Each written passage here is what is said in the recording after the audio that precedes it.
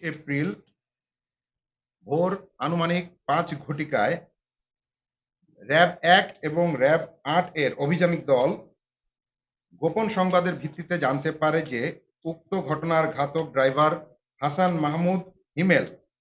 বরিশাল জেলার হিজলা থানাধীন হরিনাথপুর এলাকায় আত্মগোপনে আছে। উক্ত সংবাদের ভিত্তিতে র‍্যাব-1 এবং র‍্যাব-8 এর অভিযানিক দল বরিশাল জেলার হিজলা থানাধীন হরিনাথপুর এলাকায় যৌথ অভিযান পরিচালনা করেন এবং এই হত্যাকাণ্ডের ঘাতক ড্রাইভার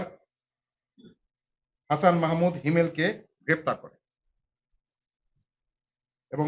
প্রাথমিক জিজ্ঞাসাবাদে জানা যায় যে তার এ ধরনের বড় বাস চালানোর লাইসেন্স যথাযথ ছিল না এবং গাড়ির ফিটনেসের কাগজপত্র ছিল না বলে তিনি স্বীকার করেন এবং তার গ্রেপ্তারকৃত এই আসামির বিরুদ্ধে আইনানুগ ব্যবস্থাগুলি